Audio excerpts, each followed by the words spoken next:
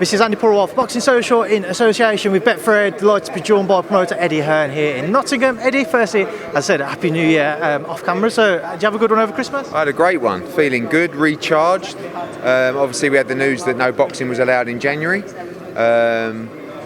And we kick off with a huge schedule starting February the 5th. America, UK, Italy, Spain, etc. And of course, here today for the big fight, Wood against Wood-Conlan. And I can't wait for this one, March 12th.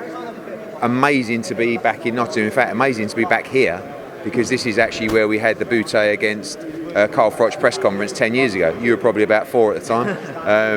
And of course, back to the arena where we witnessed one of the best nights I've ever been a part of. And I think you're going to get the same kind of atmosphere on March 12th. Already probably had about 4,000 or 5,000 pre-orders for this fight in terms of tickets, holds just under 9,000. It's going to be a complete sellout and amazing atmosphere. How did this end up in Nottingham, Eddie? There was a lot of talk about potentially being in America, being over in Ireland. Why Nottingham? How did it end up here? Because Wood is the champion, and we represent him. And, I've been looking to come back to this city for a long time to stage a major fight.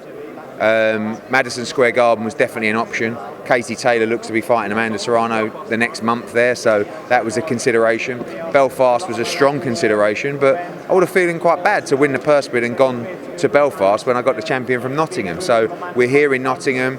We'll be in Belfast tomorrow, of course, for the press conference, and expecting a brilliant English and Irish atmosphere there, because there's going to be a huge amount of Irish in the building as well. What do you expect from this fight, Eddie, come March 12th? I think it's going to be a brilliant fight. You've got the world featherweight title on the line. Is it the super, or will it be upgraded? I believe it will be the super, because Leo Santa Cruz, who hasn't defended that title for many years, he's still no longer fighting at featherweight. So I'm pretty sure this fight will be for the super championship with the WBA, which will open so many doors to big unifications as well. As we said, with this fight itself, what do you actually expect to see from it? I see a great fight. I mean, Wood is he's done it the hard way. He's come up small hall shows. He's been beaten. He's come back. Ben Davison's done an amazing job. He's punching very hard. He's very, very, very confident. Conlan's a very well-schooled fighter. Great pedigree, great amateur, very almost arrogant. To the point in terms of his belief in himself, which is a good thing for an athlete and a fighter. I see this as a 50-50 fight, but I believe Wood's power is going to show in this fight. And Conlan's not yet. I know he boxed TJ Dehenny and others, but he's not really been in the deep end in a tough fight yet. So there's a lot of unanswered questions about Wood-Conlan. He is a great fighter, and he's going to have it all to do on what will be a raucous atmosphere. Whoever wins this fight, will the plan be to try and make the winner against Martinez-Warrington winner? Yeah, I think so. That's the obvious move is obviously 2 weeks after this fight, you've got Kiko Martinez against Josh Warrington for the World Championship. It would make sense for the winners to fight the winners in a big unification fight for the division, and that will be the plan. Now, Eddie, I know I'm going to have to be a bit pushed for time because there's a lot of people to speak to you after, so we're going to have to whiz through a few things. Liam Smith, Jesse Vargas, no longer on Feb 5th. Do you have kind of an update for that as to when? No, we're waiting really to see when Jesse Vargas can resume training. He was okay when he tested positive. He's had some symptoms since. He's okay, but he's not training. I hoped we could do that the back end of February. Unlikely now. Probably land in March, and just waiting to see when he can resume training. John Ryder and Danny Jacobs. Again, a great fight, but is it very much last chance saloon for both? Yeah, it's a great fight. I mean, look, partly because of Johnny Fisher and partly because of the draw of Daniel Jacobs and the fight itself. We're going to have 7,000 in Ali Pali for that. It's going to be an unbelievable atmosphere, and it's a good fight. It's going to be an eliminator for the WBA world title. It's really, Danny Jacobs has got a chip on his shoulder. It's probably a bad time to fight Danny Jacobs because he underperformed against Rosado. He kind of feels like he wants some respect on his name, so he's come into John Ryder's backyard to try and do a job on him. For John Ryder, it's the opportunity of a lifetime to get that big standout win on his record and go on to fight for a world title. So maybe a crossroads fight in terms of where the guys are at in their career, but a must-win for both. A Coley Cieslak as well. What's the plan beyond that, provided Lawrence comes through unscathed as he's expected to? What have you made of the entire Maris Breedy's calling out Jake Paul situation? Baffling. I mean, at first, it was quite amusing. I just thought it was a joke. Now he's doing it every day. This is a guy, he's not a million miles away from a pound-for-pound list, Maris Breedis. He's the former unified world champion, current world champion. It's frustrating because we really want to make a Lawrence Cody fight, but he wants to just get tattoos of Jake Paul. I don't know what he's doing. But anyway, that's his business. So really their plan, this is a tough fight against Cieslak. Cieslak is an elite cruiserweight, 1 defeat to Makabu on his record. He's coming to win. This is the biggest test of Lawrence Okoli's career by a mile. And then, if Bradis is still playing around, we want the Gulamar and Igorov winner, which could actually still land on the card, actually.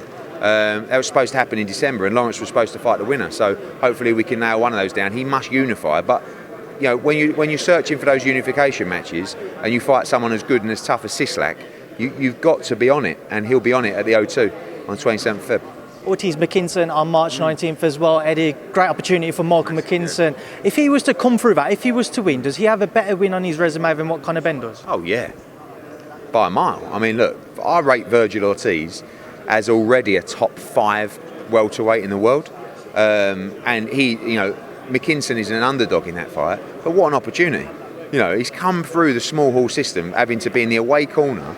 All of a sudden, he's landed a monster payday and a fight that it will change his life, but will change his career, his whole life on its head if he wins.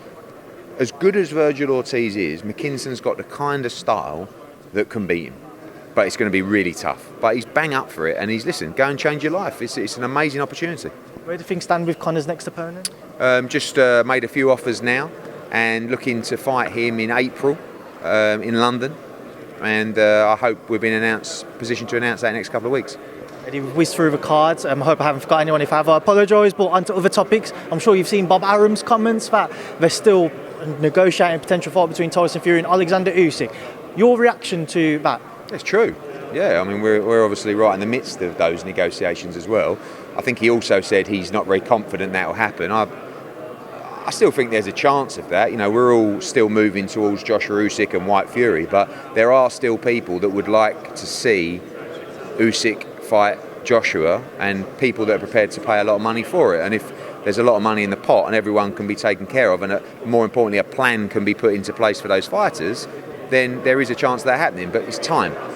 These are conversations that started a month ago, but they're also very complex conversations that can take time. But right now, AJ's fight focused on fighting Alexander Usyk. If those discussions resurface and things can change very quickly, then we would entertain those. But as Bob says, the likely scenario is probably the alternative move. But you never know.